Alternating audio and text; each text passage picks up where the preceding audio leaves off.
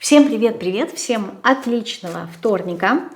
Сегодня мы будем делать расклад, который предложила Галина. Называется он «Как жить? По плану или спонтанно?». Этот расклад я делала уже в своем телеграм-канале. Кто не в курсе, по ссылке под этим роликом можете подписаться на мой телеграм-канал. К нему прикреплен чат. В этом чате мы общаемся, и там были даны идеи к раскладам на канале.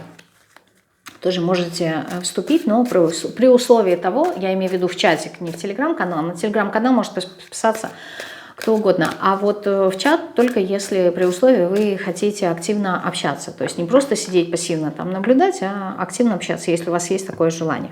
Тогда добро пожаловать. Вот, тема, да, как я уже сказала, как жить, по плану или спонтанно, то есть как лучше, вот для вас, как будет лучше. Итак, давайте посмотрим то, что уже смотрели в Телеграме, но это сейчас будет другой день. Тема одна, а расклад может развернуться по-другому. Итак, как жить? По плану, как лучше, по плану или спонтанно? Вот мы вытащим 3 карты. Здесь 3. Это у нас будет по плану, а это будет у нас спонтанно. И давайте смотреть, как лучше, по плану. И у нас выпадают два верховных аркана. Умеренность, мир и туз пентаклей. Как лучше, да, по плану. Если мы будем по плану, то нам периодически будут даваться какие-то новые возможности для того, чтобы мы где-то расширяли свое сознание, либо просто двигались, знаете, в ритме танца. Вот. Но при этом это будет достаточно комфортно по аркану умеренности, размеренно, может быть, даже в некоторой степени медленно. Здесь нужно иметь терпение. Вот. Просто действовать согласно тому, что мы сами себе прописали. То есть, проще говоря, здесь будет все понятно, все ясно. И сказать, что вот какие-то неожиданности могут быть, нет, но при этом периодически жизнь будет подбрасывать вам какие-то возможности, новые возможности на перемену, какие-то перемены в жизни. А если мы будем жить спонтанно, а здесь у нас выпадают малые арканы, да, то есть спонтанно надо тоже еще уметь жить. Так, о чем здесь говорится? Если это будет спонтанно, то это все будет зависеть от вашего какого-то настроя, с одной стороны, а с другой стороны от того, насколько вы умеете по королеве Пентаклей ценить себя, да, насколько вы можете быть наблюдательны, и идти в ногу со своей душой, да, вот именно в потоке.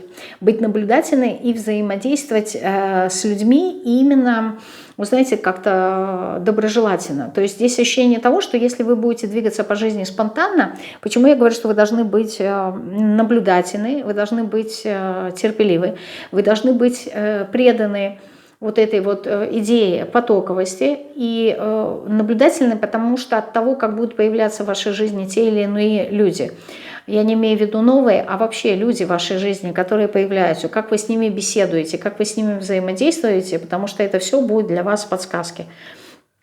Опять же таки, такой путь тоже для кого-то он может быть комфортный по рыцарю кубков, но вы должны любить это. То есть вот этот спонтанный путь в своей жизни, вы должны его любить.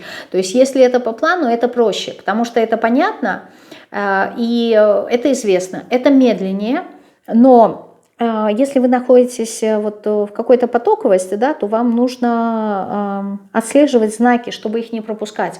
А для этого вы должны быть включены. Вы должны все время прислушиваться к своему состоянию, да, к тому, что говорит вам ваша душа, что она хочет до вас донести. Вот мне хочется просто еще вытащить несколько арканов по поводу «Как жить по плану».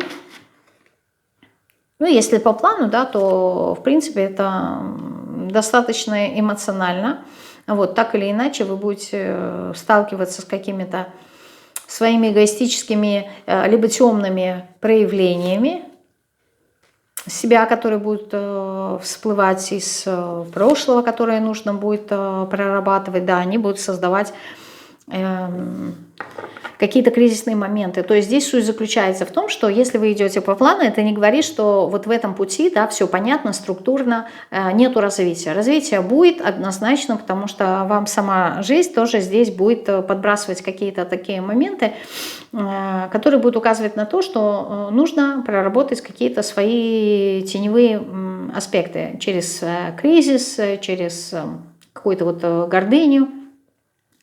Вот, то есть здесь развитие в любом случае будет, если вы беспокоитесь о том, что ну, вот как-то все сухо, да, и не эмоционально. А вот здесь вот в потоковости все будет зависеть, опять-таки, от уровня вашей самооценки, насколько вы понимаете себя. Насколько вы понимаете себя, да, вот эти вот какие-то тайные знания, знаки, насколько вы их замечаете, насколько вы их отслеживаете, потому что они вам будут указывать путь. Это и есть разница того, что плюс ко всему по верховной жрице, да, жар-птицы, это уровень доверия, да, насколько вы можете довериться самому процессу, и насколько вы можете довериться состоянию вашей души, что вот вы услышите эти подсказки, насколько вы расслаблены, насколько гармоничны.